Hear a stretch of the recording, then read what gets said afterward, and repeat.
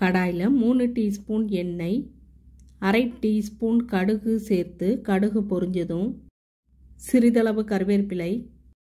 பொடியாக கட் பண்ணிய ஒரு பெரிய வெங்காயம்,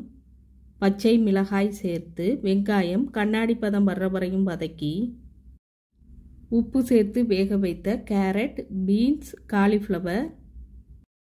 2 டீஸ்பூன் சாம்பார் பொடி சேர்த்து லோ ஃப்ளேமில் 5 நிமிஷம் வதக்கி வேக வைத்த 200 கிராம் பாஸ்தா சேர்த்து மிக்ஸ் பண்ணி 200 ml தண்ணி சேர்த்து பச்சை வாடை போகிற வரையும் வதக்கி அடுப்பில் இருந்து கடாயை இறக்கி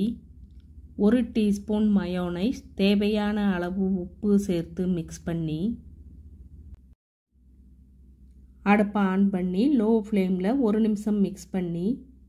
கட் பண்ணிய கொத்தமல்லி இலை சேர்த்துக்கலாம். Masala pasta ready.